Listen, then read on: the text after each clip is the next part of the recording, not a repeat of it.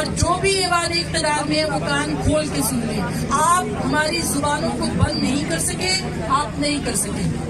آپ ہمارے قلم نہیں چھین سکے, آپ نہیں چھین سکیں گے. آپ ہمارے کیمروں کو بند نہیں کر سکے, آپ نہیں بند کر سکیں گے. جو کوشش آپ نے کرنی ہے کر لیجئے, جو کرنا ہے وہ آپ کر لیں, جو ہتھ کنڈا آزمانا ہے وہ آزمانے, لیکن سچ کا یہ سفر جو چلا ہے وہ چلتا رہے گا انشاءاللہ. یہ صرف کہنے کی بات نہیں ہے, آپ دیکھ لیں گے آنے والے دنوں میں. اور میرے بھائیوں, آنے والا وقت شاید اس سے بھی زیادہ سخت ہے. کہاں ہے آج جنرل مشرف؟ کدھر ہے آج جنرل مشرف؟ مجھے بتائیے. ہم یہیں کھڑے ہیں اسی سرزمین پر, اسی دھرتی پر, اسی ملک کے اندر, لیکن جنرل مشرف کو اس ملک میں ناپابندی ہونے کے باوجود آنے کی اجازت نہیں ہے.